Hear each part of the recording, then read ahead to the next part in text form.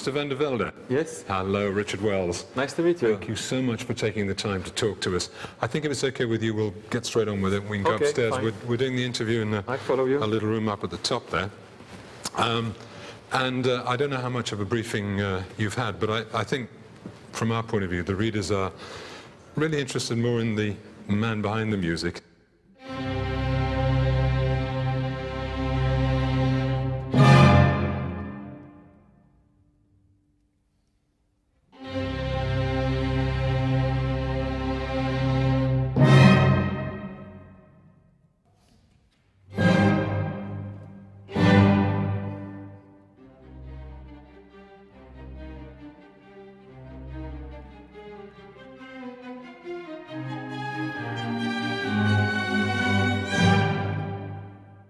But I guess it's okay if I call you But. Very well, no problem. Oh, okay, great. Thanks very much for agreeing to do this interview.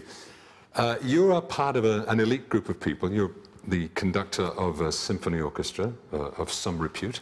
I suppose the obvious question is, how did you get to be the conductor of an orchestra? Where did it all start? Is it something you dreamed of as a child, or is it something that came later in life? How did it happen? Well, if I go back to the beginning, I wanted to be a rock star, actually. That was my dream, to be a rock star. But when I was 7 years old, my father came with a violin and said, "My son, you have to do classical music." So he gave me the violin, and that's actually the beginning of the classical music in my life. And then I was more and more interested in classical music. And since I'm 14, my father took me to the Salzburger Festspiele.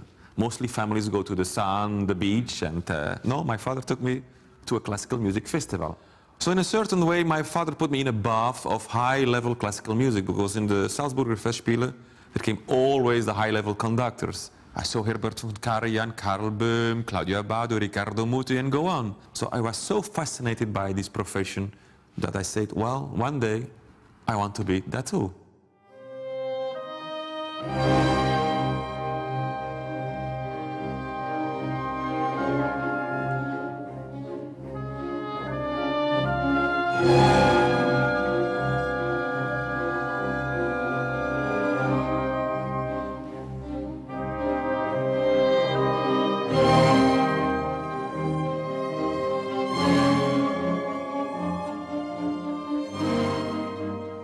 And what for you actually makes a conductor? You have to be a leader, I guess. I think personally, a leader, yeah, of course I wanted to be a leader, but I think a leader, you're a little bit born also. I don't think you can study this charisma or this character. I think when you have it in your blood, you want to do it. I think if you know yourself very well, you know in a certain way what you want to do in your life. And it came automatically. The stage was a part of my home, of my life, so I liked it. I don't say it's easy, that's another discussion, but somehow you want to do something which is in you. Many people, if they wanted to be a conductor, most people, I guess, would go and try and get a job with an orchestra. You decided to bypass that step and form your own classical orchestra. That's a pretty unique thing to do. How did it happen? Yeah, well, if you are a violin player, what do you need? You need an instrument, a violin. So my first teacher, Charles Brook, told me, if you want to be a conductor, Bart, you need an instrument. And what is the instrument of a conductor? It's an orchestra. Of course, to have an orchestra like this, it's not easy. So I made myself one. And that's the reason I have the Charlemagne Orchestra for Europe.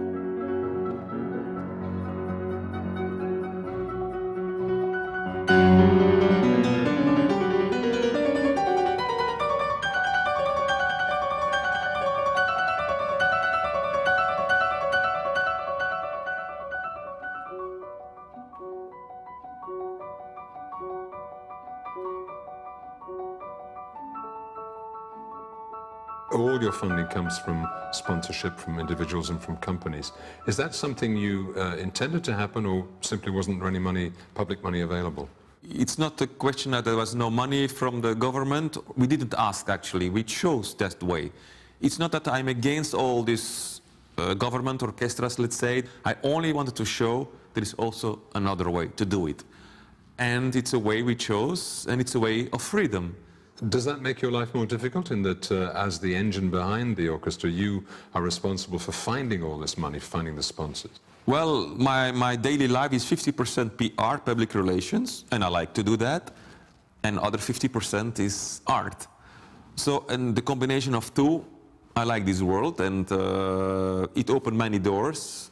It provokes many things. It provokes inspiration, it provokes relations, it provokes many things, and it helps only in going forward in your life work, which is, in my case, the music.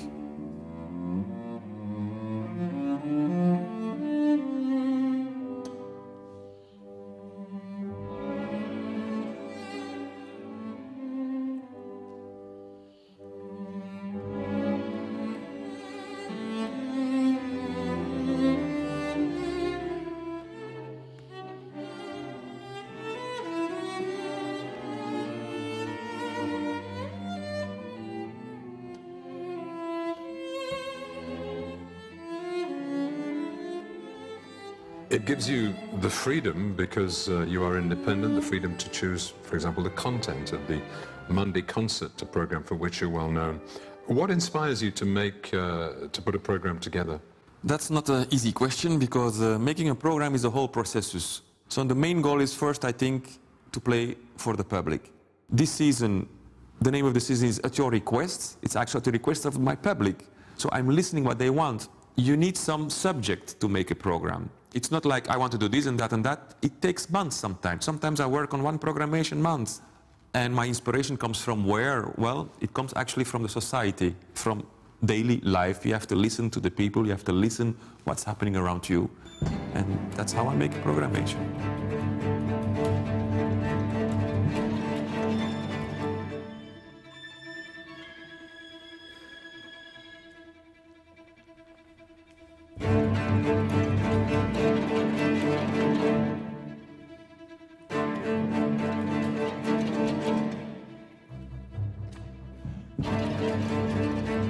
You're known for your Monday concerts. Tell me about the Monday of a concert. What's your life like on that day? How do you prepare for the concert? Well, first of all, why Monday concerts? It's nothing new, because already in the time from Haydn, he organized Monday concerts in London. Also, the Monday concerts, Monday is the day that the hairdressers have vacation. Not that we play only for hairdressers, but what I mean is the Monday concerts, mostly the concerts hall are closed. So we can have the best musicians all on Monday too. And how looks my Monday? Normally we have a general rehearsal before the concert, which I take easy. I don't like too much general rehearsals, because I don't like to have the impression that a general rehearsal is like a trying out concert. For me, the concert is the concert, is something holy. What do I do then before in the morning? Actually, in one word, nothing.